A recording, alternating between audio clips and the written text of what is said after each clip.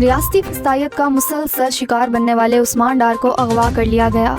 پاکستان تحریک انصاف سیالکوٹ کے رہنما عثمان ڈار کو کئی مہینوں سے مسلسل فسطائیت کا سامنا کرنا پڑ رہا ہے۔ ان کے اہل خانہ اور بزرگ والدہ سے پہلے پولیس نے نہایت بد اخلاقی کی، پھر ان کے گھر، دفتر، کاروبار کو سیل کر دیا اور اب خود عثمان ڈار کو کراچی سے اغوا کر لیا گیا۔ عثمان ڈار کی والدہ نے بتایا کہ پچھلے 24 گھنٹوں سے عثمان ڈار کی کوئی خبر نہیں، نہ ہی ان کو کسی عدالت میں پیش کیا گیا۔ عثمان ڈار کا واحد جرم پریس کانفرنس نہ کرنا اور عمران خان سے وفا نبھانا ہے۔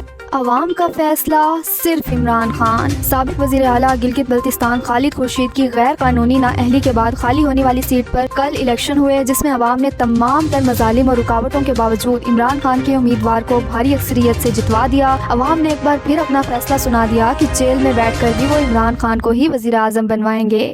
قوم کے لیڈر کی غیر قانونی قید کو 36 روز گزر گئے۔ چیئرمین تحریک انصاف اور سابق وزیر اعظم عمران خان کی غیر قانونی حراست کو آج 36 روز گزر چکے ہیں۔ عمران خان بطور سابق وزیر اعظم بہتر سہولیات کے حقدار تھے، مگر انہیں نہ صرف اس سے محروم رکھا گیا ہے بلکہ انصاف سے بھی محروم رکھا جا رہا ہے۔ پچھلے کئی دنوں سے عمران خان کا ضمانت کا کیس نہیں سنا جا رہا۔ مظالم کے باوجود عمران خان اقبال کے شاہین بنے ہوئے ہیں، عزم کی مثال قائم کر چکے ہیں اور جیل سے قوم کو بھی حقیقی آزادی کے لیے ڈٹ جانے کا پیغام دے رہے ہیں۔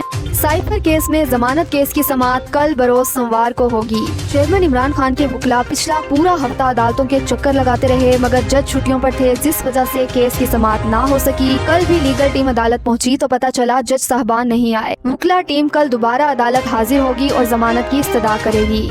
عمران خان کو جس بھی کیس میں گرفتار کیا وہ غیر قانونی ہوگا۔ چیئرمین عمران خان کے وکیل نعیم حیدر پنجوتا نے ڈیلی یوٹیوب شو میں گفتگو کرتے ہوئے کہا کہ میں واضح کرنا چاہتا ہوں کہ تمام 200 کیسز میں سے کوئی ایسا نہیں جس میں فوری ضمانت نہ ہو سکے، لیکن جج بیمار ہو جائے یا مخالف وکیل کا پیٹ خراب ہو جائے تو ادھر کیا کریں۔ ناقدین کا کہنا ہے کہ آپ اسٹیبلشمنٹ کے خلاف کھل کر نہیں بولتے، جو بولا ہے اس کا اس کے بعد کوئی اتا پتہ نہیں ہے۔ ہمارا کام عمران خان کا عدالتوں میں دفاع کرنا ہے، اگر وکلا بھی اغوا یا گرفتار گئے تو کیس کون لڑے گا؟ گرفتار تو کسی کیس میں بھی کر سکتے ہیں، لیکن کوئی بھی گرفتاری سائفر والی کی طرح غیر قانونی ہوگی۔ تحریک انصاف کی قید خواتین کو خاص ذہنی اذیت کا نشانہ بنایا جا رہا ہے۔ نائب صدر لاہور ہائی کورٹ بار ایسوسی ایشن ربیہ باجوہ نے اپنے ایک انٹرویو میں بتایا کہ پی ٹی آئی کی خواتین کو جب ضمانت کے لیے ٹرائل کورٹ لایا جاتا ہے تو پرزنر وین کو گھنٹوں دھوپ میں کھڑا کر کے ان خواتین کو ٹارچر کیا جاتا ہے۔ خواتین سے ایسے غیر انسانی رویے کی مثال اس ملک میں پہلے کبھی نہیں دیکھی گئی تھی۔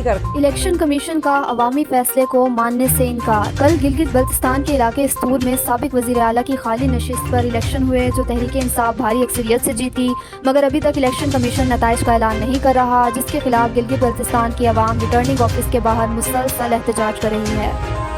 عوام بھوک سے مر رہی ہے، مگر نگراں وزراء کو اپنے بنگلوں کی تزئین و آرائش چاہیے۔ پلاننگ منسٹر سمیع سعید کو بنگلہ نمبر 25 کی تزئین و آرائش چاہیے۔ ڈائننگ ٹیبل کے لیے 8 mm کا گلاس، کچن میں کنگ سائز کا ریفریجریٹر، گیسٹ ہاؤس میں ووڈن فلور۔ پلاننگ منسٹر سمیع سعید کو بنگلہ نمبر 25 کی تزئین و آرائش چاہیے۔ ڈائننگ ٹیبل کے لیے 8 mm کا گلاس، کچن میں کنگ سائز کا ریفریجریٹر، گیسٹ ہاؤس میں ووڈن فلور۔ فرسٹ فلور پر سپلٹ اے سی الگ، اسٹینڈنگ اے سی الگ، واش روم کے لیے اسپیشل ٹوٹیاں، فرنیچر کی پالشنگ، جبکہ دوسری طرف عوام آٹے اور بجلی کے بل کے ہاتھوں آئے روز اپنی جان گنوا رہے ہیں۔ عمران خان کی مقبولیت کا خوف، بلاول کا الیکشن سے فرار کا اعتراف۔ بلاول زرداری نے آج بیان دیا کہ ہمارے اتحادی الیکشن سے بھاگ رہے ہیں، جس پر جواب دیتے ہوئے تحریک انصاف کے رہنما فاروق حبیب نے کہا کہ بلاول نے تصدیق کر دی کہ نون لیگ سمیت سب اتحادی جماعتیں جیل میں قید عمران خان سے خوف زدہ ہیں، اس لیے امپائر کے ساتھ ہونے کے باوجود انتخابات سے بھاگ رہے ہیں۔ جیل میں قید عمران خان نے عوام کو حقیقی آزادی کی سوچ دی اور وہ سوچ آزاد ہے جس کو قید کرنا ناممکن ہے، اسی لیے کانپیں ٹانگ رہی ہیں۔